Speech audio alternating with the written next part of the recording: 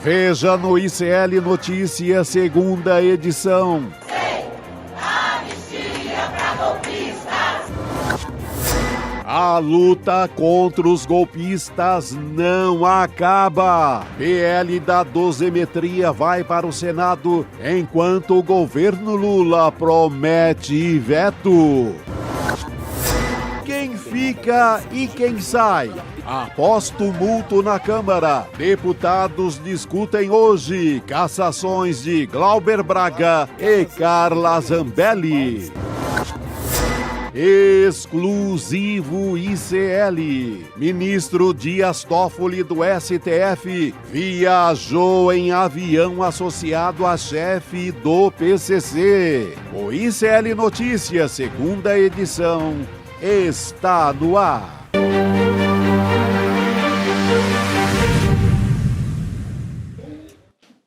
Olá, boa tarde, sejam bem-vindos e bem-vindas ao ICL Notícias, segunda edição, desta quarta-feira, dia 10 de dezembro de 2025.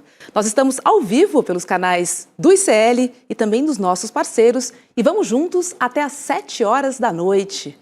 Olá, Chico Sá, boa tarde para você. Boa tarde, aqui nessa ressaca democrática, né, mais uma vez, é uma ressaca imposta pelos poderes, pelos acordos de Brasília, mas algo muito triste, né? Muito. Saber que está na mão dessa gente que nunca vai ter um período mínimo de democracia plena. Sempre vem um hecatombe como essa, comandada de dentro da cadeia. A gente esquece que essa operação ela começa dentro da cadeia, igual ao salve do PCC. Porque é um condenado, é um criminoso, está condenado em última instância pelo Supremo Tribunal Federal. Ele dá o salve para essa operação de redução da pena, já que aquela questão da anistia não passava direto. Vamos bolar uma outra forma de conseguir a mesma coisa. Então, dá esse salve, o Paulinho da Força pega, junta com o comando da Câmara, com o Supremo, com tudo, e resultado, diminui a pena de um criminoso. É terrível. Se fosse por sistema carcerário por inteiro, você até podia ser contra, mas olha, é uma lei que vale para o país inteiro. Agora, uma lei feita para um criminoso só é complicado. Tudo isso para aliviar para golpista. É isso que dói. Depois de séculos que a gente conseguiu, uma vez na vida, punir o golpismo, militares, civis, todo mundo que estava enrolado, vem isso e acaba com qualquer ideia. Hoje eu vi o historiador Carlos Fico, que tem um belo trabalho sobre as anistias que foram dadas ao longo da nossa história, e ele diz mais ou menos ali que poxa, chegou a sonhar que dessa vez ia passar sem anistia? Não, porque essa tal de dosimetria, ela é uma anistia. Não tem o mesmo nome, mas na prática é a mesma coisa. E vamos combinar, né, Chico? A gente passou o ano todo falando em anistia. Assim, parece que esse é o único problema do Brasil. E de fato foi, né? Foi, conseguiram. Eles, foi. Conseguiram. Impressionante. Conseguiram. É a manobra mais vergonhosa da história do país, porque fez todo mundo sonhar com uma ideia de que, não, pela primeira vez na vida, não teremos anistia. Tivemos. Aprovada ontem, 4 horas da manhã, na sessão Corujão da Vergonha, né? Aprovada, e tá aí. O cara não vai ficar, quase não vai esquentar a cama lá na cadeia. Não, é impressionante. Vamos até Brasília, então, né, conversar com a nossa querida Heloísa Vilela, porque ontem a Câmara aprovou, né, como a gente está comentando aqui, o PL da dosimetria, que agora vai precisar passar pelo Senado. Oi, Elô, boa tarde para você. Conta pra gente como é que foi esse placar, hein? Boa tarde, Roberta. Pois é, muito triste, desanimador o que a gente está vendo. uma maioria forte aqui na Câmara aprovou esse projeto, que seguiu para o Senado imediatamente. Agora, a Comissão de Constituição e Justiça vai discutir essa proposta certamente na quarta-feira da semana que vem. O presidente da CCJ lá no Senado já escolheu o relator, que será o senador Esperidião Amin, de Santa Catarina. A gente sabe as posições políticas que ele tem, é um senador muito, muito afeito às causas da extrema-direita, então ele vai defender esse projeto com certeza, porque está tudo acertado. E aí ele vai ser votado no Senado, praticamente garantida a aprovação desse projeto por lá, e aí ele seguirá para a mesa do presidente Lula para ele sancionar, aprova ou não aprova. Ele pode demorar um tempo com esse projeto na gaveta, adiar um pouco essa decisão, mas ele vai ter que tomar uma decisão.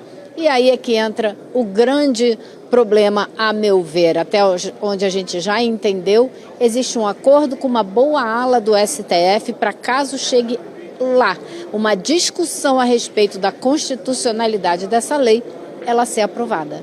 Então, é um momento muito complicado, discussões existem há bastante tempo. Houve um momento em que um representante do Supremo procurou um representante aqui do Congresso para discutir um texto que desse anistia para os bagrinhos, como a gente chama, e permanecessem presos os grandes líderes, mas os representantes aqui disseram, peraí, vocês posaram de heróis, condenaram todo mundo, agora vão querer que a gente aqui no Congresso passe uma medida dessa. Bom, fato é que isso foi abandonado e houve essa outra costura aí, da qual o Paulinho da Força fez parte, e que chegou aqui agora e teve essa aprovação ontem. Então, é desanimador a gente ver esse processo de tanto, a gente acompanhou tanto a lição histórica, cada passo desse julgamento, para a gente ver isso ser jogado fora. A gente tem que brigar para que isso não aconteça. É difícil não desanimar, mas eu ouvi também de deputados combativos aqui na Câmara que isso é resultado do medo desse grupo da direita e que a gente precisa continuar brigando. Por isso é importante essa manifestação que está sendo programada para domingo, justamente uma manifestação para dizer um sonoro não para esse projeto de anistia light. Pois é, o placar foi de 291 votos a favor e 148 contra. E como disse a Elô, gente, o bolsonarista Esperidião Amin será o relator do projeto lá no Senado. Só que aí o presidente da casa, o Davi Alcolumbre, ele defendeu que o PL da dosimetria fosse votado diretamente pelo plenário. Mas Otto Alencar protestou e conseguiu levar a proposta para a CCJ. Alencar disse ainda que a votação pode ficar só para o ano que vem, já que senadores podem apresentar pedidos de vista ao relatório apresentado por Esperidião Amin. Vamos ouvir o senador Otto Alencar. Sempre que se lê o relatório, naturalmente pedido de vistas, e o pedido de vista pode ser coletivas para votar depois, mas eu conversei com vários senadores, inclusive com o presidente Davi Alcolumbre, que queria votar ontem no plenário, que eu não aceitei. Essa matéria precisa passar na Comissão de Constituição e Justiça para se debater o tema, até porque é polêmico, eu tenho uma posição já conhecida, eu achava que não deveria modificar absolutamente nada, mas me rendo sempre àquilo que a maioria decide, de tal sorte que na próxima quarta-feira, segundo o senador Esperidião, ele vai trazer o relatório e esse relatório vai ser debatido na Comissão de Constituição e Justiça. Se tiver vistas e for concedido vistas, a vista pode ser concedida por 2 horas ou 4 horas, ou pode ser para a outra semana, e não vai ter condição de votar esse ano. Ficaria para depois do recesso. Nossa, quer dizer então que o Alcolumbre queria votar ainda ontem, Elô? Ia virar o quê? O corujão do Senado? É isso?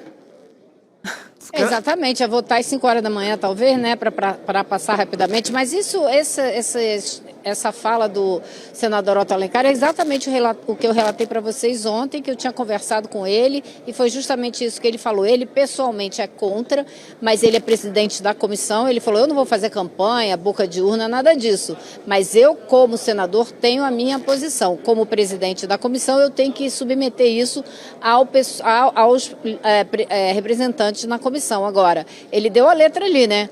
Pode ter pedido de vista, pode adiar isso para a semana seguinte, e esse adiamento para a semana seguinte torna inviável votar ainda esse ano, e isso seria bastante interessante, porque daria tempo para que a sociedade se organizasse para dar um sonoro não a essa proposta e pressionar o Senado para que não aprove isso.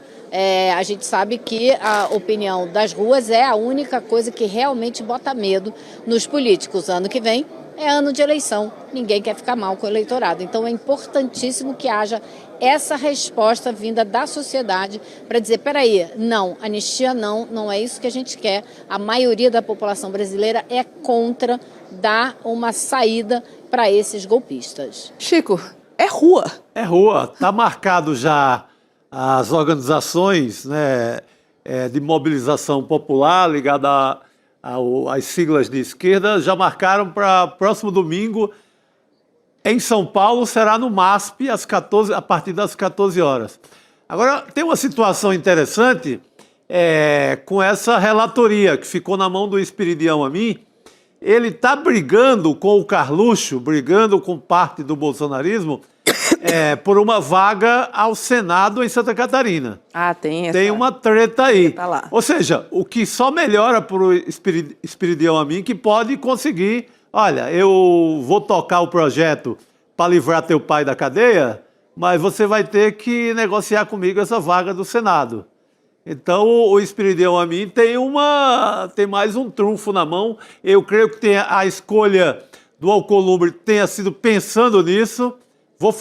Vou favorecer o Bolsonaro e também o Espiridião Amin, porque aí eles negociam essa confusão lá em Santa Catarina por uma vaga no Senado. Que o Carluxo é um vereador do Rio de Janeiro, que já não faz nada para os cariocas, sai para não fazer nada para os catarinenses.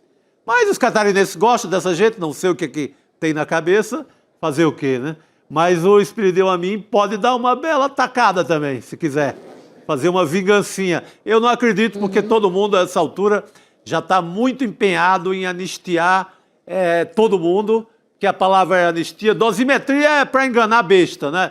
Dosimetria. É a nova embalagem da anistia. Nova embalagem, exatamente. Ali era de 1 quilo, botaram ali 950 gramas e querem enganar a população. Então, eu creio que essa altura tem que ser rua e nada mais. É isso, né, Elô? E essa observação sua, Chico, é muito importante, porque isso pode livrar a gente de mais um Bolsonaro chegando aqui no Congresso. Se for essa a negociação do Espiridião Amin para relatar essa matéria e tirar o Carluxo da jogada. E olha só, pode ser. O líder do governo no Senado, o Randolph Rodrigues, ele afirmou à rádio CBN que, caso o texto aprovado na Câmara sobre a dosimetria nas penas para os envolvidos nos ataques do dia 8 de janeiro seja aprovado também pelos senadores, o presidente Lula vai vetar a proposta. Randolph destacou que o objetivo do governo é derrotar o texto ainda na Comissão de Constituição e Justiça. Já no entorno do presidente, há um entendimento de que Lula deve marcar posição política sobre o assunto, mesmo com risco do veto ser derrubado pelo Congresso Nacional. Antes, o petista espera a decisão do Senado, sobre a condução do projeto e acredita que, posteriormente, haverá rejeição no Supremo Tribunal Federal. Elô, de novo, tudo desemboca no STF, né?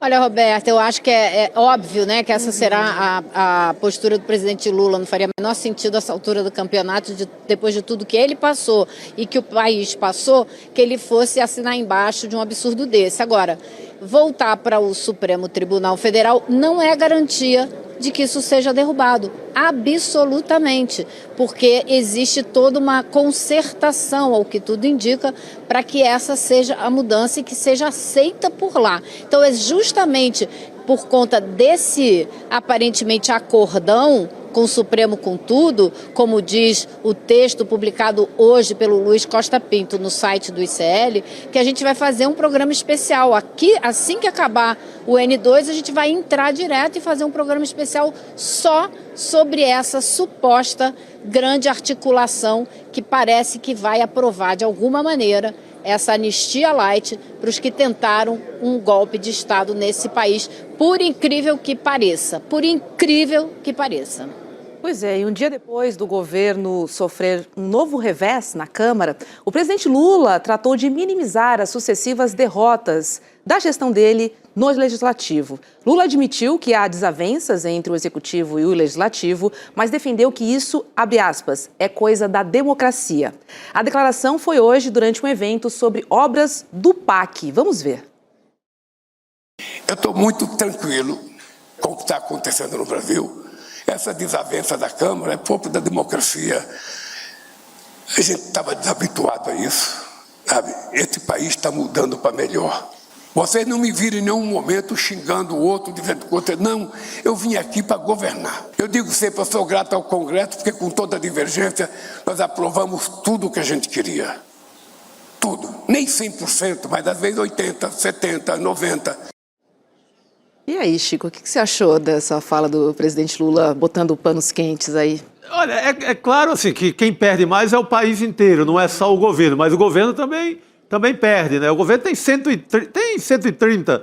Ontem, juntando todo mundo, ontem chegou a 148 porque um ou dois passantes ali resolveram votar, porque essa vergonha é tamanha que, mesmo sendo pessoas que não gostam muito do governo, parlamentares... Em um minuto de consciência... Em meio segundo de consciência, viram, não, o Hugo Mota aqui exagerou. Já é demais. Já é demais. Então, essa conta do governo, de quem vota com o governo, subiu para 148. O Lula, claro, joga ali na diplomacia para não incendiar mais ainda o clima e tentar aprovar aí uma coisa ou outra que falta até o final do governo. Passou muita coisa que interessava, como reforma tributária e outros penduricalhos, mas é uma derrota. É uma derrota para todo mundo. Quem pensa em democracia, quem pensa em alguma decência nesse país, está derrotado. Nosso ânimo aqui é de derrota, por isso que vamos tentar reverter, contando com a força popular de rua. É isso, né, Elu? Agora, o que acontece é que o Executivo também já percebeu que nada é combinado, né? E ele é surpreendido a todo momento, principalmente com esse presidente da Câmara chamado Hugo Mota, né, Elo? Exatamente, ele teve aqui uma sequência de surpresinhas ao longo desse primeiro ano dele de mandato, que realmente mudaram muito a opinião que se tinha no começo do mandato dele para o que se tem agora, né? Ele tem tomado atitudes que surpreendem todo mundo de uma maneira bastante negativa, e ele tem ouvido isso nas mídias sociais que ele tanto preza. Ele postou ontem uma explicação fajuta para o que ele fez aqui na Câmara dos Deputados, aquela violência toda que a gente viu, e imediatamente as respostas que ele teve foram assim, mais de 90% dos comentários eram negativos com relação a ele. Então, o que ele está criando aqui dentro é bastante complicado. A gente viu hoje o dia inteiro aqui na Câmara um clima horrível, de muita vigilância, de muita policiamento de uma maneira que eu nunca vi. A entrada do anexo da Câmara fechada com grade, policiais do lado de fora. A gente vem andando pela Câmara um excesso de policiamento, portas que estão sempre abertas. Hoje só tinha um trecho aberto para passar uma pessoa de cada vez. É realmente impressionante o clima de insegurança, como se fosse acontecer um atentado terrorista aqui a qualquer momento. Só faltou ele colocar detetor de metal em cada uma dessas portas, para todo mundo passar 50 vezes na segurança, como viveram os Estados Unidos desde que houve o atentado do 11 de setembro lá, em 2001. É uma loucura o que a gente viu hoje. Então a gente chegou aqui, assim, a gente não podia entrar no plenário, agora ele liberou a entrada no plenário, né? A irmã do Glauber Braga, que veio acompanhar a sessão, né, de cassação do irmão dela, não pôde entrar. Assim, é um clima inacreditável que todo mundo hoje se surpreendeu. Os jornalistas que trabalham aqui, que são do comitê da Câmara, pediram uma reunião com o Hugo Motta hoje para esclarecer o que está acontecendo, porque é um clima de violência, de ditadura que a gente nunca viu. Então há que se explicar e há que se modificar isso. Não é possível deixar isso dessa maneira. Pois é, falando sobre o dia de ontem, Elô, o deputado federal Glauber Braga, do PSOL, ele registrou um boletim de ocorrência, né, contra o presidente da Câmara, o Hugo Motta, e a Polícia Legislativa, após ser retirado à força da cadeira da presidência da Câmara. As deputadas do PSOL, a Sâmia Bonfim, a esposa do Glauber, e também a Célia Chacriabá, também registraram um BO.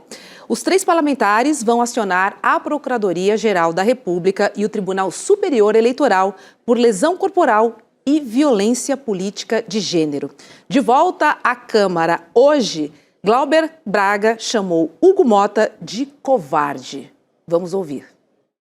O presidente Hugo Motta é um covarde, é isso que ele é. Ele é um covarde. As pessoas durante a sua vida, não adianta a gente esperar que saia coragem de onde a marca é a covardia. Hugo Motta tem como marca da sua trajetória a covardia. Então eu não vou esperar coragem, porque ele tem como marca de vida a covardia, que foi o que ele demonstrou no dia de hoje. Agora ele tem que responder por aquilo que ele fez. São muitas respostas esperadas do presidente da Câmara, né, Heloísa Vilela? Mas muitas respostas. E covarde ficou barato, né? Porque ele está numa situação complicada, não quis ir mais além nos adjetivos. Porque covarde é o mínimo, né? A essa altura, até a última traíra lá do açude da Lama, que é um açude lá na cidade de Patos, já sabe quem é Hugo Motta. Espero que a Paraíba dê uma resposta nas urnas e não reeleja esse rapaz. Que o papelão dele em Brasília, como presidente da Câmara, está superando o mentor intelectual dele, que é o Eduardo Cunha. Nossa, eu fico com... Sabe que imagem que E ele fica na já minha cabeça? está ouvindo conselhos... Vai lá, Elô. Ele já está ouvindo conselhos de pessoas próximas que estão dizendo exatamente isso. Olha, você se cuida, viu? Porque ano que vem é ano eleitoral. E o seu estado votou maciçamente no presidente Lula. Se você tomava cuidado. A impressão que a gente tem é que ele está passando todo o pacote de maldades agora esse ano para ficar livre no ano que vem para fazer a campanha mais tranquilo, né? Pois é, Elô. Pode ser essa a estratégia dele, né? Vou ser o mais imoral, ilegal e irresponsável e antidemocrático até o Natal. Depois eu tomo um banho de loja aqui e me apresento para os eleitores como alguém que é a favor da Paraíba. Porque esse sujeito ele vive na Faria Lima. Ele almoça, janta, toma café, lanche da noite, o chá para dormir, ou o uísque, que é o caso dele, na Faria Lima. Ele só ajuda banco eu não sei de um projeto dele que ajude os eleitores dele lá do sertão da Paraíba. E, Elô, teve protesto por aí hoje? Teve muito, viu? Porque durante umas 2 ou 3 horas, um grupo grande de pessoas ocupou aqui uma área da Câmara, aguardando a chegada do Glauber Braga e justamente fazendo um protesto, exigindo a permanência dele, exigindo que o mandato dele seja mantido e não seja cassado. A gente sabe que isso é um jogo de cartas marcadas, mas era preciso haver essa manifestação. As pessoas têm que vir aqui dizer, e foi forte, viu? Foi bem forte o protesto. Pois é, e olha, a Comissão de Constituição e Justiça da Câmara decidiu que Carla Zambelli, do PL, deve perder o mandato de deputada federal após ser condenada. Não acredito. Pois mesmo? Condenada pelo Supremo Tribunal Federal. Foram 32 votos pela cassação e 27 contra. O resultado contrariou Diego Garcia, o relator do processo, que elaborou um parecer defendendo a parlamentar. Defendendo o indefensável, né? Meu Deus do céu. É melhor defender o goleiro Bruno já direto, né? E a votação no plenário, minha gente, Agora deve acontecer deixa eu contar. ainda hoje, tá? Só finalizando aqui, Elô, quando os deputados decidirão se caçam Zambelli e também o mandato do deputado Glauber Braga, do PSOL. Vai lá, Elô. Agora, não foi surpresa para ninguém que tem um pouquinho mais de informação essa aprovação da cassação nela na CCJ. A gente sabe que a CCJ é dominada pela direita, então não vão aprovar a cassação. Mentira, já existiu um acordo. Durante essa semana foram trocados 5 parlamentares do União Brasil para colocar outros que votariam a favor da cassação da Carla Zambelli para cumprir o acordo que foi feito com o Hugo Mota, que foi feito com o Ciro Nogueira, que foi feito com o Rueda, né? Para todo mundo cumprir o papel bonitinho. É isso que a gente vai fazer. Vamos caçar a Zambelli, mas vamos ter essa anistia light e vamos caçar o Glauber Braga. Então está tudo dentro dos conformes e dos acordos que se faz nessa casa. Por isso que foi aprovada a cassação dela na CCJ. Caso contrário, não seria de jeito nenhum. Vamos falar um pouquinho sobre a lei do impeachment, outro assunto aí que está dando o que falar, porque o ministro Gilmar Mendes, ele suspendeu um ponto da liminar dele, tá? Sobre a lei do impeachment. O decano suspendeu hoje a exigência para que apenas o PGR, que é o Procurador-Geral da República, apresente o pedido. Com isso, volta ao que era antes. E qualquer cidadão pode apresentar o pedido de impeachment de ministros do STF. Tem aquele jargão, né? Sentiu, Galvão. Seria isso, Elô? Não sei, Roberta, a impressão que a gente tem é que isso também faz parte de um grande pacote de entendimento entre o Legislativo e o Judiciário. Então, o ministro Gilmar Mendes jogou essa liminar na semana passada, que chocou muita gente, porque a gente comentou muito aqui. Várias medidas da liminar me parecem bastante apropriadas, a gente trouxe juristas aqui que disseram isso também, mas essa específica, que coloca, que dá ao Procurador-Geral da República o direito exclusivo de ser o único que pode apresentar denúncia contra ministros do Supremo para pedir impeachment, nunca foi bem vista por ninguém. É muito absurdo você pensar que uma pessoa só no país inteiro é que tem essa prerrogativa. Então, a impressão que dá é que ele jogou essa liminar com esse ponto bastante conflituoso para dar chance aos parlamentares de se manifestarem, de protestarem, de fazerem toda a sua mise-en-scène,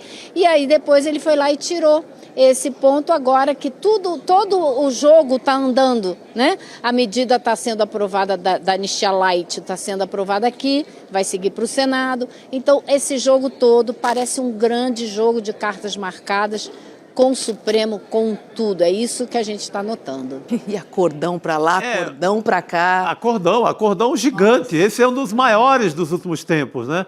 Talvez depois daquele acordão, que é o momento em que surge essa frase com o Supremo e com tudo, que é ali num papo entre o Romero Jucá e o pessoal do Supremo e a Câmara e o Senado, que é ali no impeachment na queda da Dilma.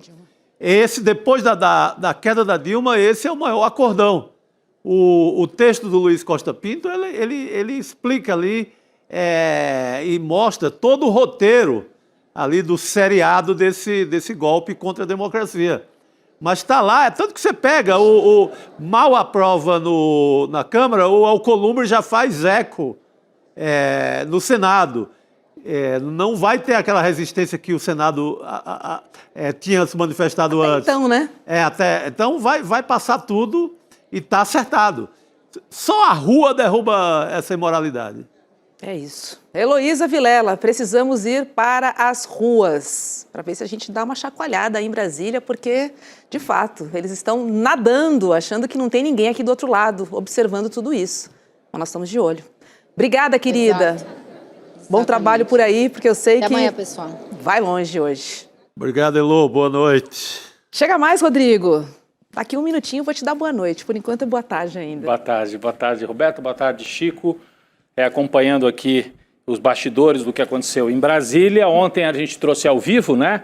Aquele absurdo, aquele atropelo, aquele gesto autoritário do Hugo Mota. Aquelas agressões. Mas hoje a gente entende que muito mais do que o Hugo Mota tem um acerto maior aí entre vários poderes, né? E também, Chico, você e a Elô explicavam tudo o que foi acontecendo de ontem para hoje, como que o Senado já deu todos os sinais de que é para aprovar, pôs o Esperidião Amin, que é um bolsonarista, como relator, né? E porque o Esperidião tem também interesse, vai ser candidato ao Senado lá por Santa Catarina. E no mesmo dia o Gilmar Mendes manda um sinal também. Gilmar Mendes retira aquela liminar em que ele colocava limites para o Senado fazer impeachment de ministro do Supremo. É assim, o Gilmar diz, bom... Liminar da PGR, né? Isso, aquela liminar que deixava só para a Procuradoria propor impeachment de ministro. Então é como se houvesse um grande entendimento. O Gilmar, a princípio, estava batendo de frente. Agora, vamos fazer aqui um acordo, não vai ser anistia total, reduz um pouco a pena, o Supremo também recua um pouco, o Senado e a Câmara aprovam redução de pena, mas não dão anistia total, o Bolsonaro fica um pouquinho mais calmo, e o que acontece se o Bolsonaro ficar um pouco mais calmo? Retira o Flávio como candidato, relança o Tarcísio. É o grande esquema. O pagamento total é para isso. É o pagamento. Retirar o Flávio e o Tarcísio. Eu nem acredito no Tarcísio. Eu acredito que vai o Ratinho, porque o Kassab vai sair do Palácio do Palácio dos Bandeirantes. Para coordenar a campanha do Ratinho. Para coordenar a campanha do Ratinho, provavelmente. Então, esse movimento do Kassab indica muito o Ratinho, que é uma candidatura que ele defende há muito tempo. Uhum. Então não vai ser o Ratão, vai ser o Ratinho. E aí as pessoas até me escreveu hoje um jornalista da Argentina querendo entender isso. Mas eu não estou compreendendo. O Supremo está participando disso? Eu falei, uma parte sim. Aí expliquei para ele. Gilmar Mendes e Alexandre de Moraes, que até no exterior... O Dias Toffoli também, que está acossado agora... Também faz parte dessa turma. Abafou, colocou uma pedra tamanho do Pão de Açúcar em cima do caso da roubalheira do Banco Master. Ele também está nessa mutreta. Nessa bancada... Roberta, por quê? Vamos assim explicar. Porque é um pedaço do Supremo que tem relações com a direita tradicional do Brasil. O Alexandre de Moraes veio da direita paulista, Gilmar Mendes veio do PSDB, o Dias Toffoli não, veio do PT, mas depois traiu, passou para o outro lado. Virou amigo do Bolsonaro. Virou amigo do Bolsonaro. Mas daí, essa turma, essa parte do Supremo quer punir, sim, o Bolsonaro por tudo que ele fez, mas quer deixar uma porta aberta para a direita se reorganizar e enfrentar o Lula nas urnas. Esse o acerto. Agora, vão conseguir tudo que eles querem? Não sei. Uma parte eles estão colocando aí na mesa e está avançando. É o que o Chico falou, concordo totalmente. É o maior acordão, a maior operação política desde a derrubada da Dilma e, de novo, com as digitais de Michel Temer. O artigo do Luiz Costa Pinto conta isso. Personagem central disso tudo. Aquela imagem que a gente até deu risada há alguns meses, do Paulinho ao lado do Michel Temer e do Aécio Neves, que parecia os três levantando da tumba. O Michel Temer levantou da tumba, articulou, levou o Paulinho para conversar com os ministros do Supremo. Está no artigo do Luiz Costa Pinto, está lá no nosso site. Com quem já se dá muito bem. O Paulinho já se dá muito bem, inclusive com o Alexandre de Moraes. Alexandre de Moraes. Então, é um grande acordão aí para organizar... Olha aí essa imagem, né? Então, o Temer é o personagem, o articulador disso, para reorganizar a direita para ter alguma chance de confrontar o Lula em 2026. Porque senão eles iam ter que ficar com o Flávio aí e com uns nomes menores que não iam conseguir avançar se o Flávio permanecer candidato. Vamos ver se o Flávio retira ou não. Eu acho, inclusive, rifam o Carluxo em Santa Catarina pela vaga ao Esperidião Amin. Se o Amin aprovar isso no Senado. É o preço também. É o preço também. Fica no pacote. E aí talvez o Carluxo volte para o Rio. Muita coincidência que entre o Esperidião Amin para essa relatoria. É um presente do Alcolumbre para o Esperidião Amin ganhar a vaga no Senado em Santa Catarina. E muita coincidência o Kassab também sair do governo Tarcísio nesse momento. Muita coincidência. Aí quando a gente fala que o nosso judiciário age politicamente, eles reclamam, né? Mais do que politicamente. Eu fico impressionada porque a mensagem que a gente recebe é o seguinte, não sendo anistia ampla e restrita, o resto está liberado. Porque tem outros interesses e outros acordos políticos, Chico. E não é, esquece essa palavra dosimetria. Isso é uma anistia sem o nome de anistia. Eu considero o maior historiador sobre essa questão no Brasil, Carlos Fico. Primeira coisa hoje de manhã, fui procurar as redes, as manifestações dele. Uma tremenda decepção. Ele estava exaltando, porque ele sabe disso linha por linha essa história, ele estava exaltando muito. O Brasil, pela primeira vez na sua história, vai punir tentativa de golpe. Aí vieram as penas para os militares, para o Bolsonaro, todo mundo, e ele exaltando isso. Hoje ele acorda decepcionado. Isso é uma anistia. Em outras ocasiões também foram travestidas de dosimetria, de diminuição da pena, embaladas com outro rótulo. Mas é a mesma coisa. Foi a anistia possível. Não dava para passar a anistia total que o PL, o Partido Liberal, queria, e eles tentaram muito. Mas ainda quer, né? Ainda quer. Eles tentaram, empurraram quanto deu. Aí estavam sendo deixados para lá, não ia ter anistia nenhuma. Aí o Jair lança o Flávio. Quando ele lança o Flávio, ele diz para o Centrão, alguma coisa vocês têm que me oferecer. E aí o Centrão oferece. Tá aí, redução de pena, tá bom para você? O resgate, o preço do resgate tá legal? Aí vamos ver se o Jair vai retirar a candidatura do Flávio ou não. E outra coisa, o Jair está pedindo para ir para o hospital e está pedindo para não voltar mais para a cadeia. Se o Xandão der a domiciliar, aí a gente vê que o acordo... Que o pacote é mais completo do que a gente imaginou, né? É isso aí. Nossa Senhora. O que dói é que quando a gente não resolve bem o nosso passado, tudo volta. Então assim, a gente corre o risco de ter outro golpe daqui a pouquinho. Pode esperar, Roberta, vai ser já.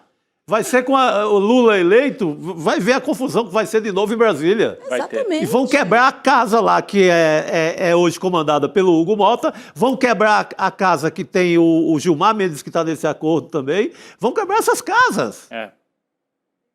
É absurdo. Vamos ver o tamanho da redução, né? Ontem a gente estava dando alguns números aqui, hoje o número que se dá é que o Jair Bolsonaro cairia de 27, talvez para 20 anos de pena total.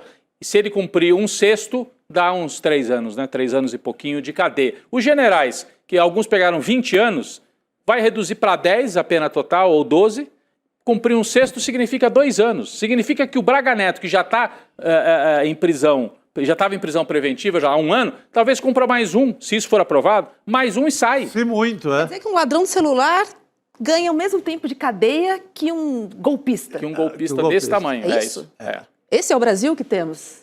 Essa é a nossa justiça. A gente tem que cobrar e tentar ver se isso se reverte, mas está com muita cara de que vai passar mesmo.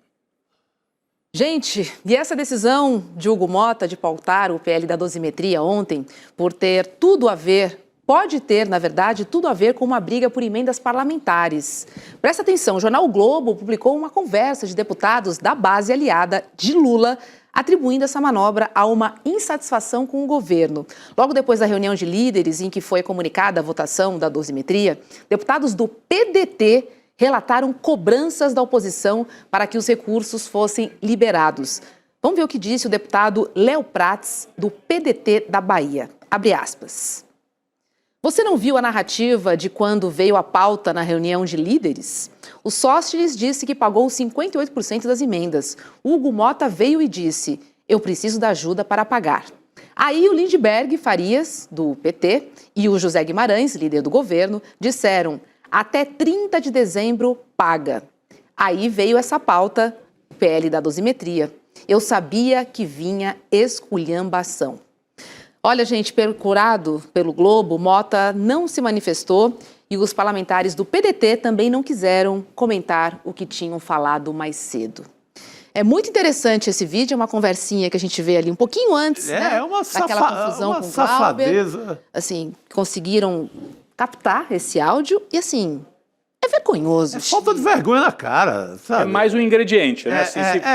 É um requinte ali para o empurrão final que faltava. Porque tem toda essa operação política do centrão, da direita e tal, mas tem o interesse miúdo da base lá dos parlamentares. Para empurrar essa turma para votar numa coisa que é tão polêmica, você vê que teve 148 votos contra, né? Teve um pedaço do centrão que não ficou, teve 291 a favor.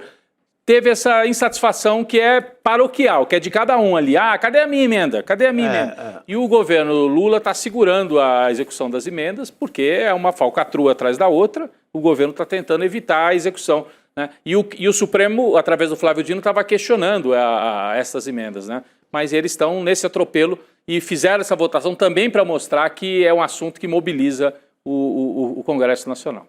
Que herança maldita do Bolsonaro essa questão de Que emendas. herança A gente sabe que as desgraçada. emendas existem antes de Bolsonaro, mas o jeito que se tornou no governo Bolsonaro é algo pornográfico, Chico. Porque aí ele tirou do executivo, o Bolsonaro entrega ao Congresso praticamente o governo.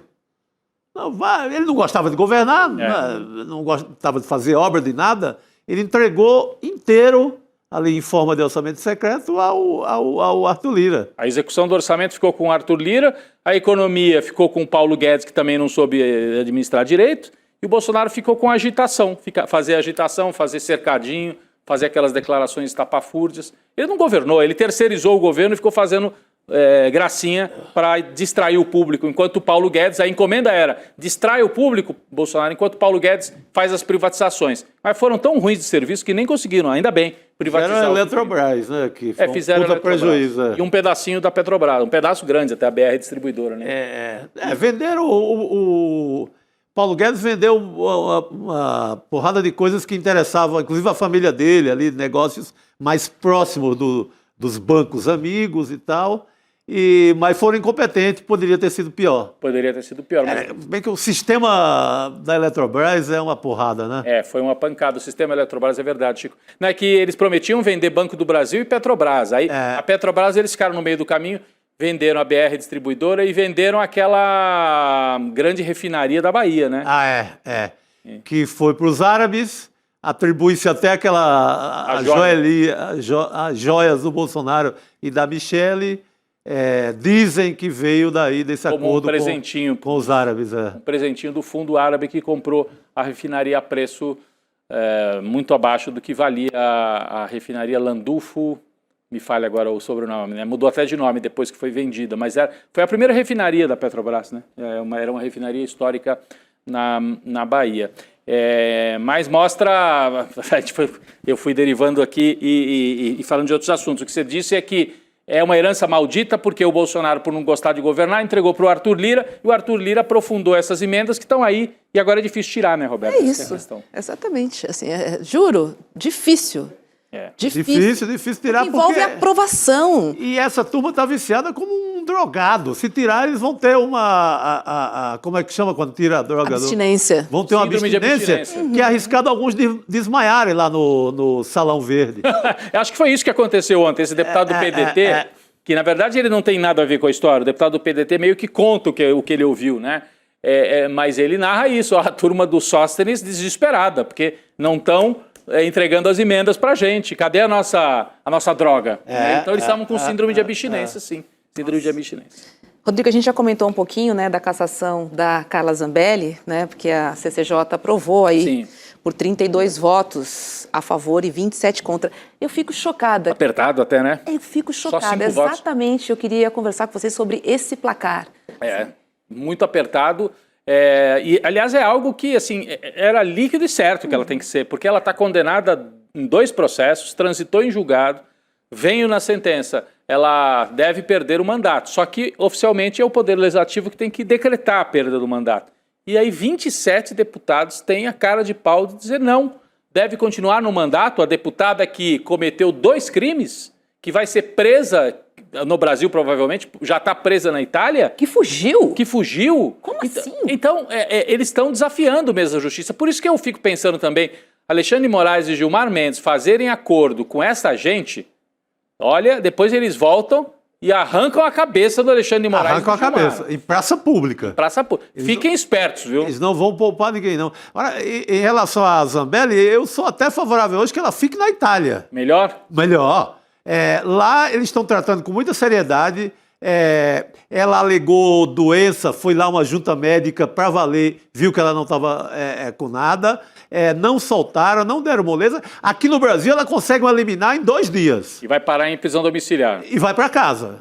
Vem aqui para os Jardins em São Paulo. Vai sair com revólver de novo na rua. Então, eu sou até a favor que fique na Itália mesmo. Do jeito que as coisas andam, não é nada difícil isso acontecer. Deixa eu trazer um recado, gente, porque faltam só 4 dias, tá? Vem aí a turma 2026 da pós Repensando o Brasil, Sociedade, Política e História. Olha, a primeira turma dessa pós foi um dos maiores sucessos aqui do ICL. Foram mais de 5.000 alunos que redesenharam o prazer de estudar e agora têm ferramentas para entender o Brasil para além dos livros de história. Estudantes de todas as idades e cantos do país, eles encontraram aqui no CL uma comunidade de trocas e conexões genuínas. Hoje a gente quer que você ouça o relato da nossa aluna, a Daniela Conceição Pinheiro, para você ver como é importante e o impacto dessa pós na vida dela. Vamos ver.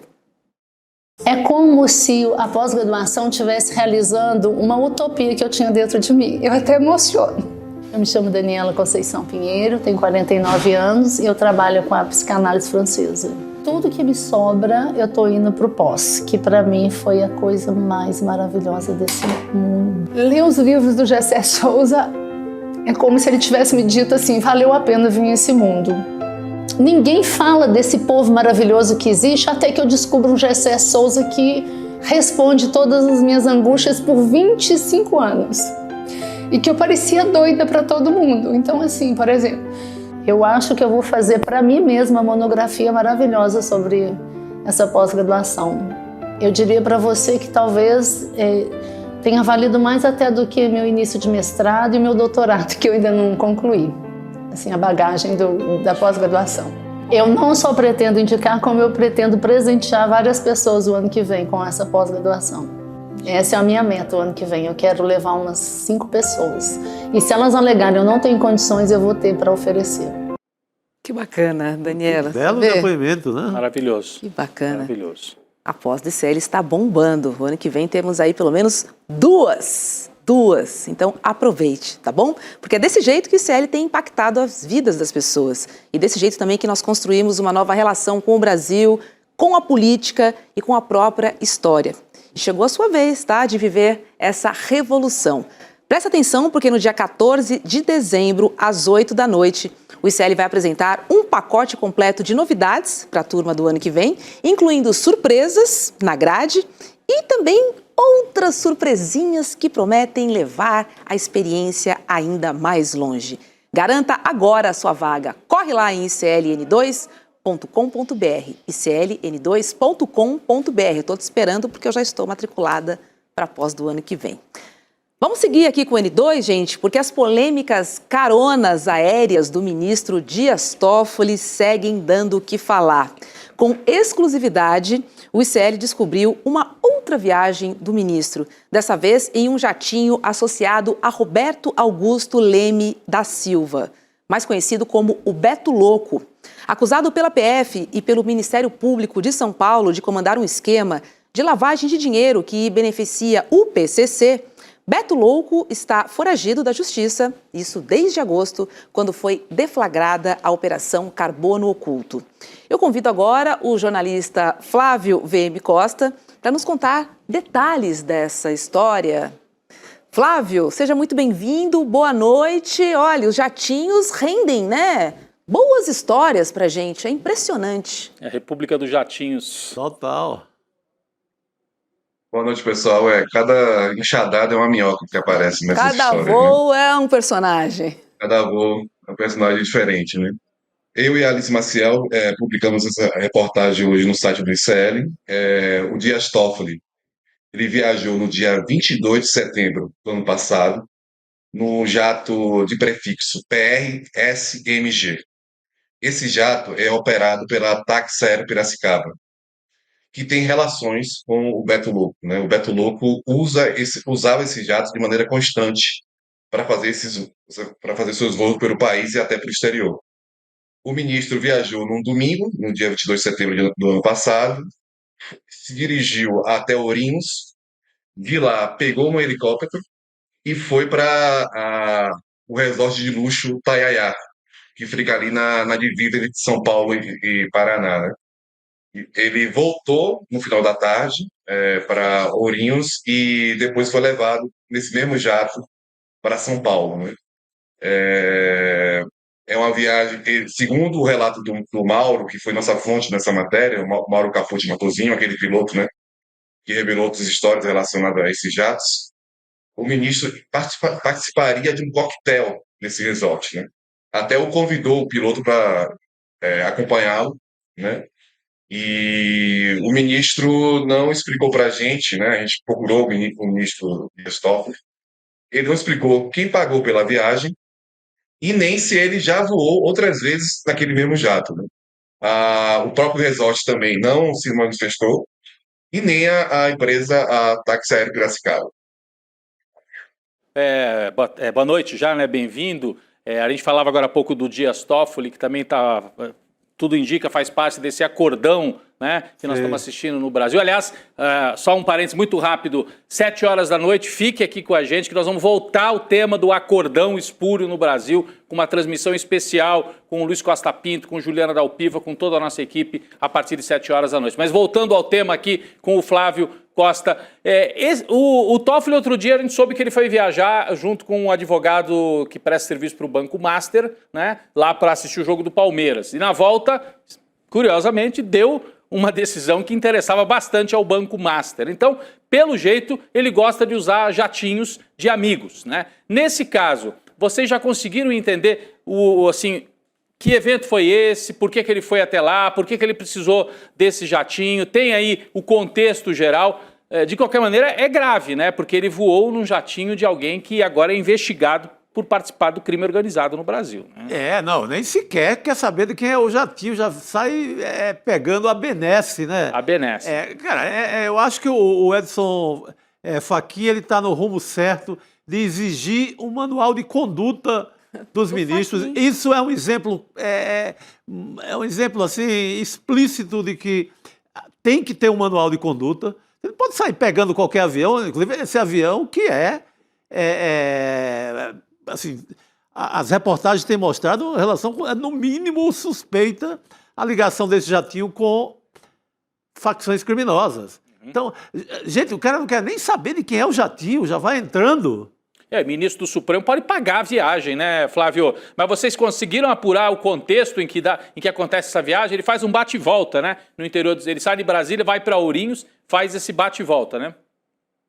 Esse resort, ele já teve entre os sócios dele irmãos do ministro e outros parentes do ministro Dias Toffoli. Ele, inclusive, anos atrás, ele já pegou uma carona no jatinho da FAB para participar de outro evento nesse resort.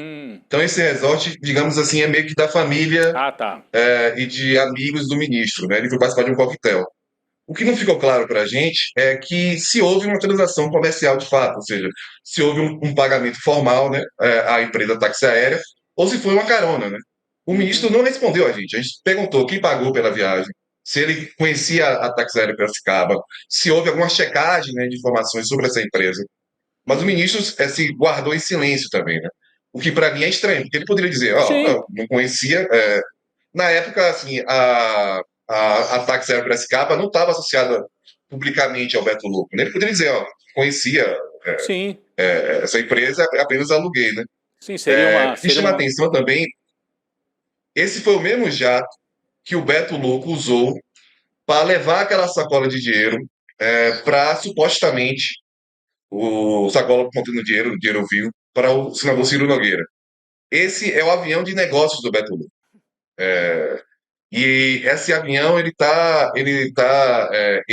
o dono desse avião é um fundo de investimentos investigado por lavar dinheiro para Beto Louco. Ou seja, de fato, o avião é do Beto Louco, né? Então, o ministro não nos ajudou a esclarecer as circunstâncias em que se deu essa viagem, né? E as duas empresas, como eu já disse anteriormente, se guardaram em silêncio, né? Nenhum resort respondeu se foram eles que pagaram, né, pela viagem, e a Táxi Aéreo Piracicaba não respondeu quem pagou pela viagem. Aliás, o espaço está aberto, né, por parte do ICL. Seria muito assim, normal até que o Toffoli, se não tivesse nada, né, estranho, Roberto, falar, olha, eu tenho dinheiro, ganho bem como ministro, estava desesperado, não podia comprar não consegui planejar essa viagem, podia ter comprado para uma outra cidade próxima e pego um táxi, não.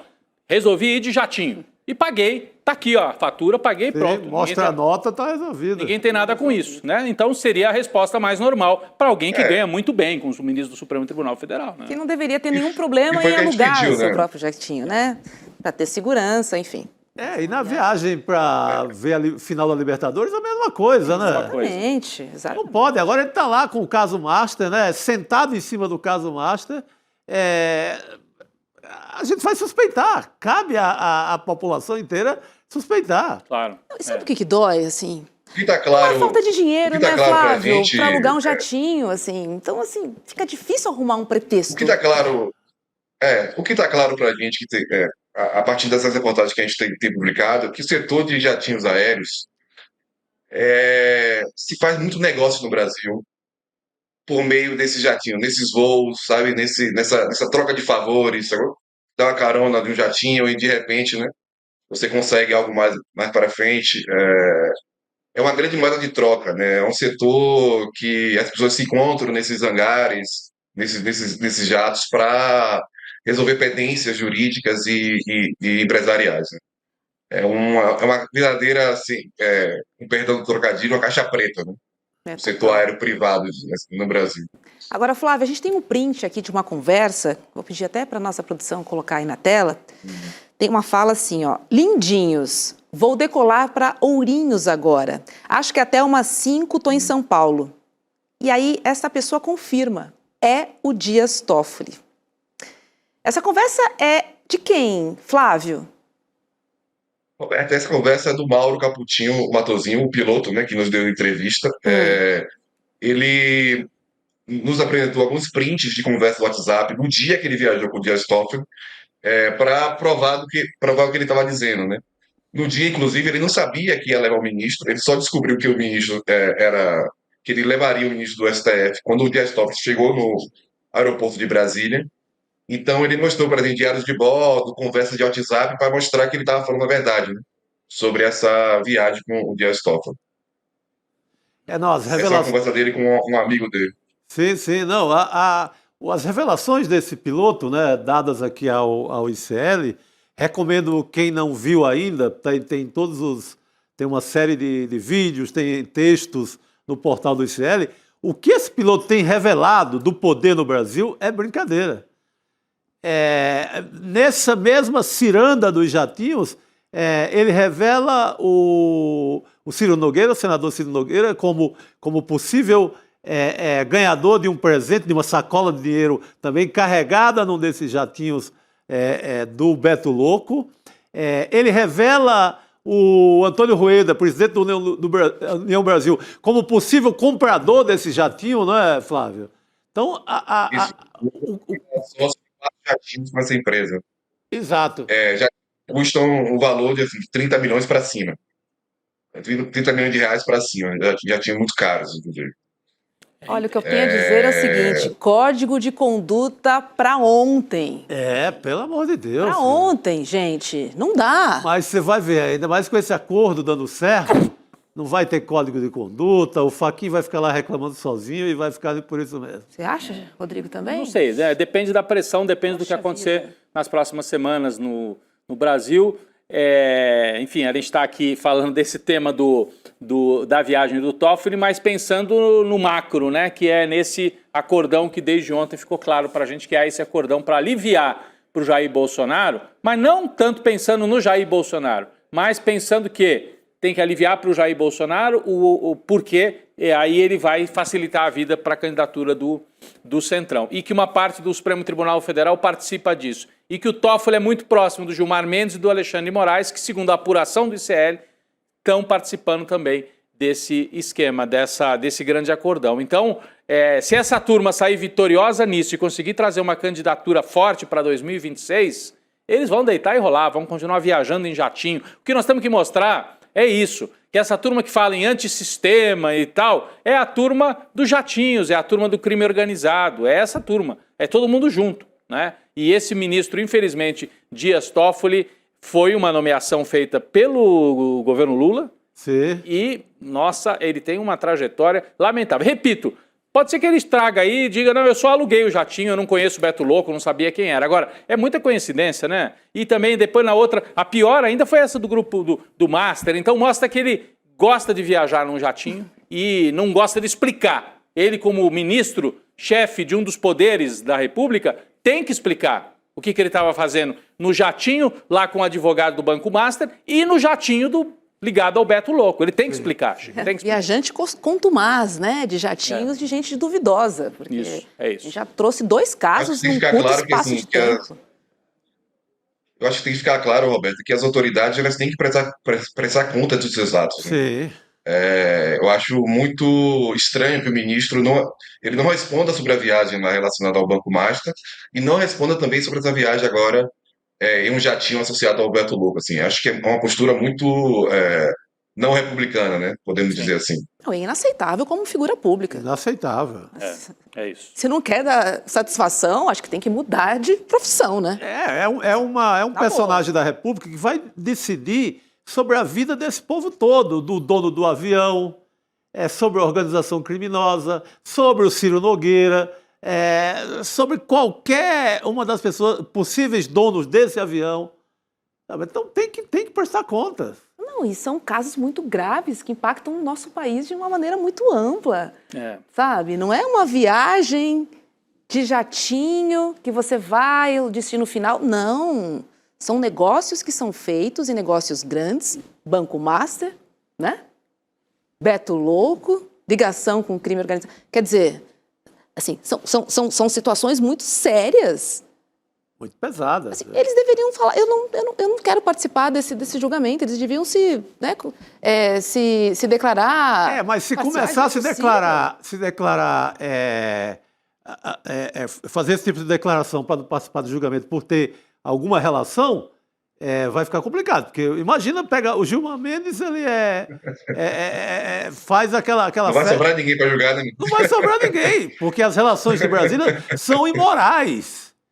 Por isso que deveriam ser totalmente abertas. Olha, está aqui a nota, paguei com o meu próprio dinheiro, não ando em avião de facção criminosa, não ando em avião de banqueiro, porque daqui a pouco eu vou declarar silêncio no escandaloso caso do Master e vão me cobrar.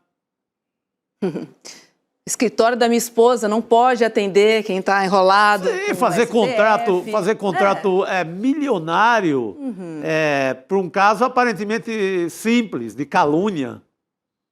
Complicado. Flávio Costa, tendo mais detalhes, por favor, volte aqui no N2. Siga o piloto, Flávio Costa. Siga o dinheiro, siga o piloto. Pra gente acompanhar essa história aí, vocês, viu? pessoal. É um prazer. Prazer, Obrigada. querido. Um abraço. Parabéns por mais essa. É impressionante, né? Mas o CL tá de olho dos jatinhos, hein? Tá de olho e esse piloto sabe mais, hein? É só o começo. No início, quando o ICL revelou essa história do piloto, ali a imprensa, ninguém deu muita bola, isso é coisa do ICL, estão exagerando, você está vendo aí? Está vendo aí? Não tem uma ponta que não seja um fio desencapado nessa história do piloto dessa táxi aéreo Piracicaba. Facção criminosa no meio, ministro do Supremo, senador da República como Ciro Nogueira, presidente da União Brasil, tudo nessa conexão aérea aí.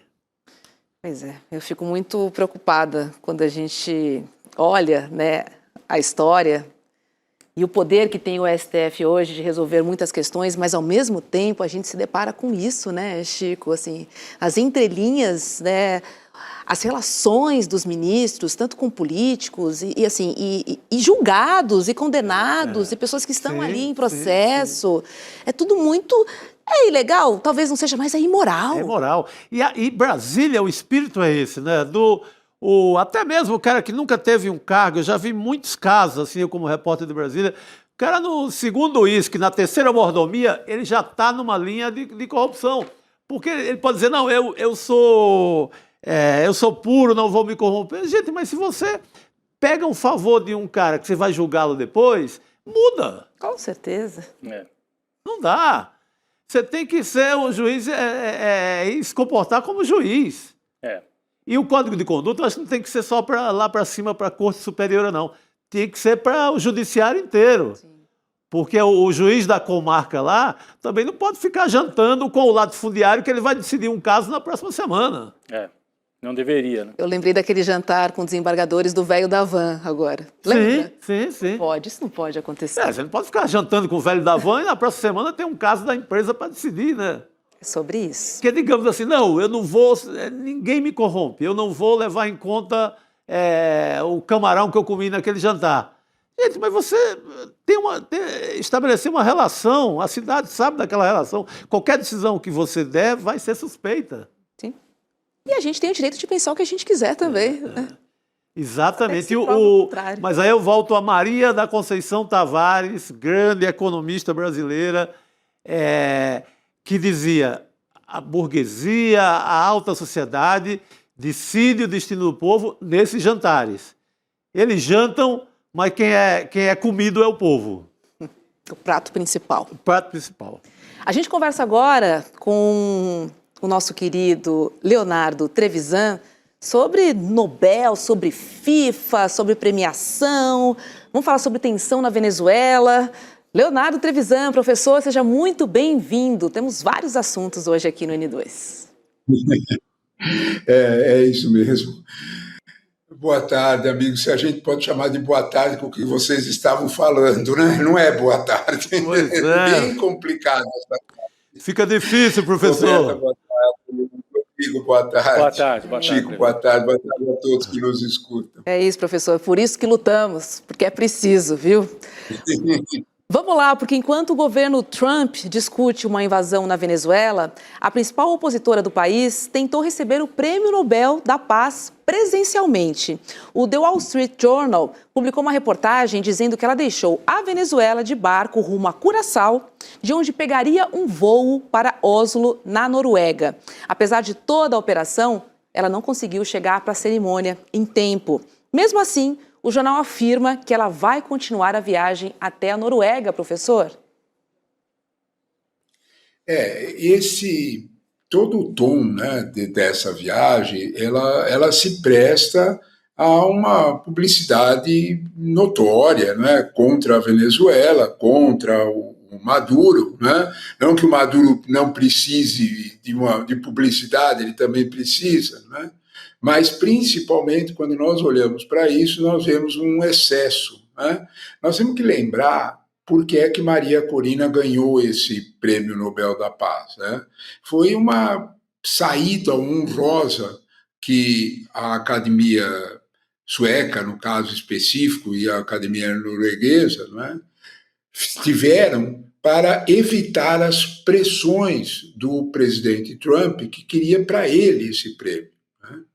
Como o secretário de Estado, a Secretaria de Estado americana e o secretário Marco Rubio tinha feito uma indicação 3 meses antes da Maria Corina, né, para o Prêmio Nobel da Paz, a saída honrosa foi mantida, né, foi lembrada e praticada, né? Maria Corina recebeu o prêmio para que as pressões de Trump diminuíssem. Por quê? Porque Trump tem um especial interesse em apoiá-la. É preciso dizer, né, que Maria Corina dedicou esse prêmio em iguais condições ao povo venezuelano, ela primeiro dedicou, e ao presidente Trump, em iguais condições, metade para cada um, né? Porque ela sabe perfeitamente como é que foi a origem desse prêmio, né? Agora, que o prêmio o Nobel da Paz está se prestando, né, a fazer um bastante alarde dessa opção Maria Corina para suceder Maduro, não há dúvida nenhuma, não é, Roberto? Todo esse movimento, toda essa situação, o mais rocambolesco possível, que ela fugiu e tudo mais, tem uma intenção óbvia, né? Colocá-la nos cenários possíveis se, por um acaso, Maduro for substituído. Só para lembrar que a Maria Corina Machado, né, porque a imprensa brasileira, uma parte dela, vende a Maria Corina Machado como uma grande defensora da democracia, né? Ela participou daquele golpe. Exatamente. Olha, e ali não foi golpe que nem o aqui do Brasil, que foi parlamentar. Ali foi um golpe clássico, aquele golpe do Hugo Carmona, quando Hugo Chávez, presidente eleito, não tinha dúvida nenhuma sobre a eleição dele, era o presidente legítimo da Venezuela, A direita venezuelana derrubou o Hugo Chávez, prendeu o Hugo Chávez, nomeou um presidente chamado Hugo Carmona, que era empresário da Fiesp deles lá, e o cara assumiu o poder e a Maria Corina Machado assinou o manifesto em apoio a um governo golpista. Então, se tem uma coisa que ela não é democrata. Ela é da direita golpista venezuelana. E está sendo agraciada com esse prêmio porque faz parte de uma operação da extrema-direita mundial para tentar derrubar o Nicolás Maduro, que é o sucessor do Hugo Chávez. Então, não vamos entrar nessa... Eu sei que ninguém aqui está entrando, mas só para lembrar, nessa coisa de que Corina Você tem Machado... o próprio presidente da Academia Sueca mandando recado para o Maduro. Ou seja, o prêmio virou uma operação política. Operação política. Para derrubada do... Como ela desbancou o Trump, a gente acaba comemorando, né? Mas sem defender não estamos defendendo a santidade também do Maduro, mas é uma operação Casa Branca, Prêmio Nobel e etc., para derrubá-lo. Exatamente. Então esse prêmio... Sabe uma coisa, Rodrigo, que me chamou muita atenção nesses pendores democráticos da dona Maria Corina, né? São os convidados dela para a sessão. É o presidente do Panamá, são todos aliados de Trump. É o presidente do Paraguai, o presidente da Argentina e o presidente do Equador. Esses são os convidados. Será que a América Latina é só representada por eles? Né? Me parece que aí é aquilo que o Rodrigo falou, né? Há uma representação de um certo viés político que a Academia Sueca e Norueguesa precisavam pensar duas vezes, né? Há uma intenção muito forte aí, e me parece isso notório, né, de fazer agrados a Donald Trump, né, que é, evidentemente, o mais forte inimigo, com toda... Hoje, dois F-18 americanos sobrevoaram bem próximo o espaço aéreo venezuelano, no Golfo da Venezuela. Então, portanto, não há dúvida nenhuma que está se preparando um cenário, né, de substituição de Maduro. Nesse cenário, não é líquido e certo que o poder vá para Maria Corina. Não é líquido e certo. As coisas não são assim na Venezuela. É preciso ter uma cautela grande sobre isso, né? É muito provável que, de alguma forma, não é possível substituir um poder pelo outro. É muito provável que, se Maduro for substituído, há outras facções dentro do governo que vão assumir o poder, né?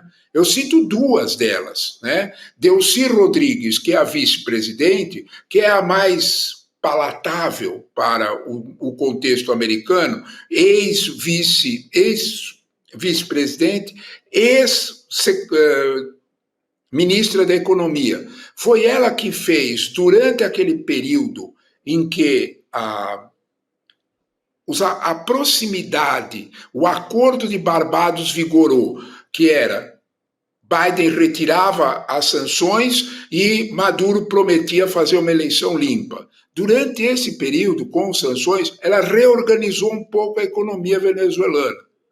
Melhorou a economia venezuelana. Então, você tem essa opção, você tem a opção de Delcy Rodrigues para substituir e que tem representatividade dentro do exército venezuelano, mas você tem uma outra opção, que é Diosdado Cabello, que é ministro do Interior. Este, sim, complicado, porque ele é relacionado à mão forte do regime, ele é relacionado principalmente aos órgãos de segurança. Professor? O exército venezuelano, ele é meio juiz dessa situação. Maria Corina não tem muita chance nesse processo, não, viu? Professor, a gente já volta a falar de Venezuela. Só quero trazer imagens ao vivo da Câmara, porque o Glauber Braga começou agora há pouco a defender o pedido de cassação. Vamos dar uma olhadinha. Retira da parlamentar os seus direitos políticos, deputada que hoje, inclusive, está presa na Itália pelos crimes cometidos. Não venham querer me igualar com o caso de Eduardo Bolsonaro. Eu não conspirei contra o meu país no exterior. Eu não promovi ações de ataque à classe trabalhadora do nosso país. Você pode discordar daquilo que eu estou dizendo, mas você não pode calar a minha boca e me impedir de dizê-lo. Senão, eu serei um deputado cassado antes da votação. Se for para não discutir os grandes temas, para não falar o que é fundamental e simplesmente me comportar, imaginando que com isso possa ter a boa vontade de alguns para que a cassação não se dê. Senhoras e senhores, o que eu estaria fazendo era me cassar previamente e me corrompendo. Eu pergunto aos deputados e deputadas, e principalmente ao povo que está nos assistindo, durante todo esse período que eu aqui estou, desde o ano de 2009, e não é pouco tempo, existe uma única denúncia de corrupção contra mim?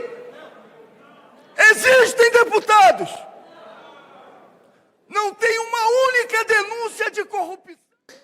Professor Leonardo Trevisan, o senhor deve estar acompanhando, né, todo esse processo de cassação do deputado Glauber Braga e certamente viu imagens de ontem, né, do que aconteceu ontem na Câmara. Sim.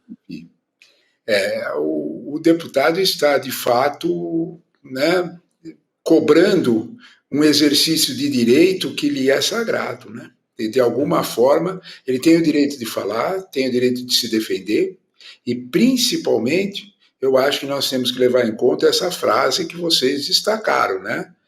Ele não tem nenhuma denúncia de corrupção ao longo de todos esses anos, né? De 2009 a 2025, né? São longos 16 anos, 4 mandatos, ele não tem nenhuma denúncia de corrupção.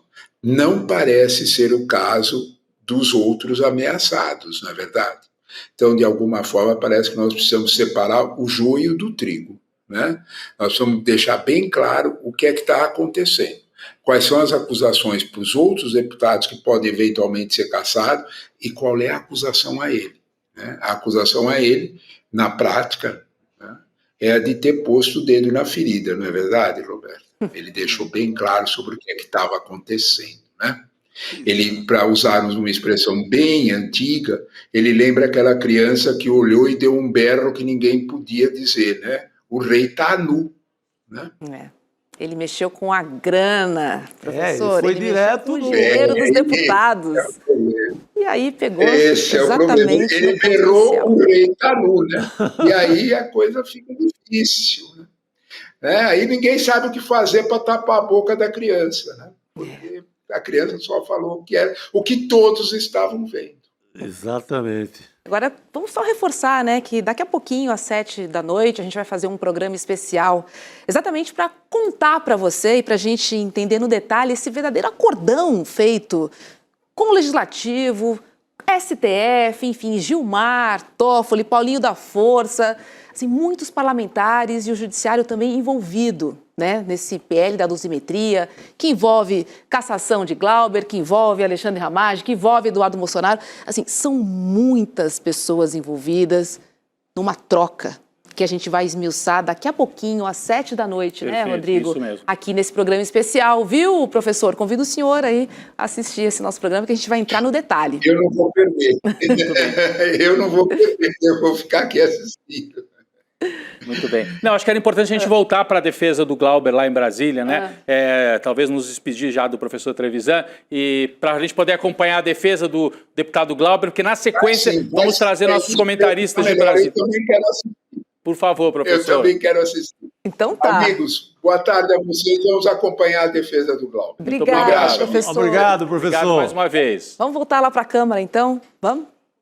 Ao vivo. Acho que vai ser difícil. Porque a questão da greve de fome não é se manter nela, é ter a convicção firme para tomar a decisão de entrar nela, assumindo as consequências do que possa vir a ocorrer. E isso exige uma firmeza de posição e uma convicção profunda do que se está fazendo. não é uma defesa exclusivamente de mandato. É a certeza que o que acontece aqui hoje pode servir de precedente para caçar a vereadora no município pequeno, que tem relações com os movimentos sociais e que vai ser duramente atingida se se faz isso nacionalmente, onde existem todos os holofotes. O que não se fará como perseguição nesse Brasil afora? Eu quero agradecer aos movimentos sociais, classe trabalhadora, militantes socialistas, militantes de esquerda e até aquelas pessoas que não são de esquerda, Fernanda, mas que chegaram para mim e disseram: olha, eu não tenho as suas mesmas convicções, mas é injusto aquilo que está se fazendo contigo durante esse período. Eu percorri em 1 mês e 18 dias, e parecia impossível, os 26 estados brasileiros e o Distrito Federal, ouvindo as pessoas, plenárias públicas lotadas. Muita coisa ruim aconteceu nesse processo, mas aconteceu coisa boa também. Eu ganhei uma irmã, Celinha, que está aqui junto com a gente. Eu ganhei vários irmãos e irmãs espalhadas por aí. Olha, é carta marcada. É, isso que eu ia falar. Mas é importante, é muito importante essa fala do deputado Glauber Braga. Discurso firme, com convicção, mostrando que o crime que é atribuído a ele é ter enxotado um vagabundo lá que entrou na Câmara para provocá-lo. E ofendeu a memória da mãe dele. Ofendendo a memória da mãe, ofendendo todo mundo. Não sei que sangue frio, até sangue de barata, deixaria algum cidadão brasileiro, fosse deputado ou não, quieto diante da provocação. Igual aquele mesmo povo que ia para a sala de aula provocar professor, que ia para o hospital provocar médico e enfermeira. Aquela gente que a gente conhece bem desde 2018. Sabe? É o único crime dele. E assim, fica claro que o Hugo Motta fez um pacote, né, dentro desse acordão assim. Então, vamos reduzir a pena para favorecer o Jair? Vamos. Mas vamos fingir que a gente também dá uma pancada pro lado da direita. Então a gente tem que punir, porque o STF deve ter dito isso para ele. Ó, se vocês querem segurar a onda e diminuir a pena do Jair Bolsonaro, vocês têm que botar para correr os deputados que nós aqui no STF já dissemos que tem que perder o mandato, que é o Ramagem e a Carla Zambelli. Aí o Hugo Motta falou, tá bom, eu vou botar isso porque o STF está pedindo. Mas aí, para não parecer que eu sou um perseguidor da direita, eu corto a cabeça do Glauber Braga, que não tem nada a ver com invasão do Conselho Nacional de Justiça, não tem nenhuma condenação com trânsito em julgado, não foi condenado na Justiça, não está preso na Itália, não está foragido, não é acusado de integrar a organização criminosa. Mas tem um detalhe. É inimigo de Arthur Lira. É inimigo do Arthur Lira. O Arthur Lira não perdoa porque no mandato em que o Arthur Lira tinha parte, inclusive, da esquerda tolerante com ele, o Glauber Braga não fez parte desse jogo. Foi para o confronto. E o Arthur Lira pede a cabeça do Glauber Braga para o Hugo Motta, que é um garoto de recado. O Hugo Motta é um garoto, quem manda na Câmara é o Arthur Lira. Sim. Ficou claro naquele episódio da ocupação da mesa, em que a extrema-direita ocupou a mesa, só desocuparam quando o Arthur Lira entrou em campo e organizou e falou, pessoal, vamos parar com isso. Né? O Hugo Motta não tem autoridade própria, ele é um garoto de recado do Arthur Lira. Você tem toda a razão, Roberto, importante lembrar isso. O Glauber está sendo punido não só porque ele é um nome da esquerda e, portanto, ele tinha que entregar a cabeça de alguém da esquerda para poder cortar as cabeças da Carla Zambelli e do Ramagem, mas porque ele é um inimigo do Arthur Lira. Se fosse outro de esquerda, talvez o Hugo Motta não entregasse. Né? A gente tem mais imagens que a Elô fez lá na Câmara. Vou pedir para a nossa produção colocar aí para gente. Olha o policiamento dentro da casa do povo. Virou aquela cena de ditadura, né? Da noite para o dia, de ontem para cá, o Congresso vira outra coisa. E o Hugo Motta tenta dizer que não foi ele que delegou a polícia legislativa fazer essa baderna toda. Claro que foi, os caras foram mandados por ele. O Glauber é o primeiro parlamentar a denunciar o orçamento secreto do Arthur Lira.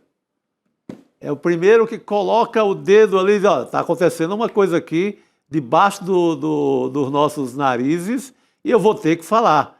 Ele é o primeiro que denuncia aquela usina de emendas, aquelas emendas que o deputado pega e ninguém sabe para quem é, para que é, o que é para fazer, se é para serviço, se é para obra, se é para botar no bolso. O Glauber é o primeiro a fazer essa grande denúncia.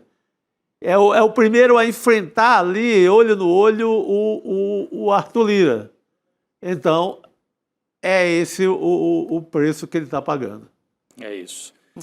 E a gente observava, enquanto o Glauber discursava, parte da bancada de esquerda ali, a gente viu a Benedita da Silva. Comissão de frente ali, a comissão né, de frente. fazendo... Deputados do PSOL, do PT, até do PDT, eu vi um ali com o lencinho do Brizola, ainda aquele antigo, o deputado do Rio Grande do Sul, ao lado, né, prestando ali solidariedade ao Glauber Braga, que todo mundo sabe vai ser caçado como parte desse acordão do Hugo Mota para poupar um golpista, chefe de quadrilha, que é o Jair Bolsonaro, e quem acaba sendo punido? O Glauber Braga. Se tem uma injustiça na história recente do Brasil, é a injustiça que está sendo cometida hoje pela Câmara dos Deputados, mais uma página vergonhosa conduzida pelo Hugo Mota. Uma sequência, né? Ontem ele manda a polícia bater em jornalista e bater em deputado, e hoje ele promove esse espetáculo aí para entregar a cabeça de um deputado a pedido do Lira e para parecer que ele... eu vou punir os dois lados, sabe? A falsa equivalência. É um dois-ladismo que não existe. Total. Assim, não tem comparação entre a Carla Zambelli, que é uma criminosa condenada, e o Glauber Braga, que reagiu a um provocador do grupo extremista do MBL, né? Que entrou lá para fazer justamente isso, para tirar o Glauber do mandato dele, e ele provavelmente vai perder o mandato depois da sessão de hoje. Agora, também informação importante aqui da Elô, que ela diz que quando o Glauber começou a defesa dele, Hugo Mota deixou a mesa. Ele não aguenta ouvir algumas verdades, né? Não aguenta, né? Ou aquele sorrisinho que nem que ele deu para Bené, assim, que é um absurdo isso acontecer na casa, ou ele se retira da mesa. É covarde, né? Ele não assume o que faz e não aguenta sequer ouvir. Isso se chama parlamento. Parlamento é para falar e para ouvir. Parla, belo. Da origem do nome e tudo, né? Gente... daqui a pouco a gente vai ter a presença do Luiz Costa Pinto aqui ao vivo, abrindo o nosso programa especial às 7 da noite. O N2 hoje praticamente não termina, né? A gente vai continuar por aqui. A gente termina, mas não termina. Acho que só o Chico vai ter que se ausentar. Tem um compromisso. Mas o Luiz Costa Pinto, a Juliana Dalpiva, e o Luiz Costa Pinto escreveu um artigo hoje lá no nosso site que conta todo esse bastidor. Nossa, é um belo roteiro, tá tudo ali. Tá tudo contado e ele vem ao vivo aqui, para quem não pôde ler, ele vem trazer detalhes, né, Roberta, daqui a pouquinho. Então fica com a gente vai ficar com um olho na sessão lá no Congresso e com outro olho aqui conversando com o Luiz Costa Pinto, com a Juliana Dalpiva. Eduardo Moreira. Edu Moreira está se preparando para entrar ao vivo e outros aqui, o Leandro Demore também está se preparando para entrar ao vivo. Convidamos juristas também para esse programa especial, para a gente entender a fundo. Não, vai ser uma forma de decifrar tudo o que está acontecendo em Brasília. O Lula Costa Pinto, assim, sabe tudo de Brasília de verdade, os labirintos, como funcionam os acordos. É o repórter, para quem não lembra, ou para os mais jovens, que dá aquela entrevista do Pedro Collor, que derruba o presidente Fernando Collor de Mello. É um repórter com muita história. Esse artigo dele é o roteiro do acordão. E olha, nenhum outro meio de comunicação, eu abri hoje Folha, UOL, G1, Globo, nenhum está contando esse roteiro completo. Por quê? Porque eles são parte do acerto. São parte. Ontem a cobertura do Jornal Nacional da Globo... Vergonhoso, porque tratava, assim, quase como uma coisa normal que o Glauber Braga fez. Tratava, sabe como? Como brincadeira de criança. Tomou a cadeira do presidente. Quem não sabe acompanha a política, quer dizer... gente, esse povo é zoado mesmo. Olha, zoeira, é só zoeira. Eles estão brincando, são irado esse povo. Brincou, o Braga sentou na cadeira do Hugo Mota, ele ficou meio bravinho e tal. Gente, isso não é forma de cobrir política no Brasil. Exato. Para com isso. A mídia hegemônica, de fato, para tudo vergonhosa. acontecido ali em Brasília, tem deixado muito, mas muito a desejar. O que aconteceu ontem tinha que ser manchete, assim, da mídia impressa, da televisão. Sim, e não teve uma apuração mais aprofundada para tentar entender esse acordão. Não, é dar como um jogo de cadeira, literalmente um jogo de cadeira. Um sentou na cadeira do outro. Ah, não, isso foi feio. Acho que a mídia hegemônica já tem o seu candidato. É claro, pelo menos é estão isso preparando. que parece. Vamos nessa? Vamos. 7 horas, daqui a pouquinho a gente volta com o nosso programa especial. Eu continuo aqui, o Rodrigo também. Chico. Até amanhã. Até amanhã. Bom programa a todos. Valeu, Chico. Obrigado. Eu vou no celular, no Uber, ouvindo o programa. Boa. Eu não sou besta, né? Por favor. É 1 minutinho só. Vai rodar a vinheta, o Chico sai e a gente retoma o programa aqui. É tempo de tomar uma água. A gente continua por aqui. Até daqui a pouco. Pessoal, a pós-graduação Repensando o Brasil, que foi a pós de maior sucesso no nosso país em 2025, agora vai ganhar a turma de 2026 e você pode participar. Mais de 5 mil pessoas participaram desse primeiro ano. Estudaram com intelectuais como Marlene Chauí, Renato Janine Ribeiro, Muniz Sodré, comigo mesmo e muitos outros. No dia 14 de dezembro, um domingo, às 8 horas da noite, vamos fazer o lançamento oficial da turma de 2026. Uma chance especial de você saber tudo sobre o curso e garantir condições especiais. Então espero você para fazer sua matrícula no curso de pós-graduação do ICL.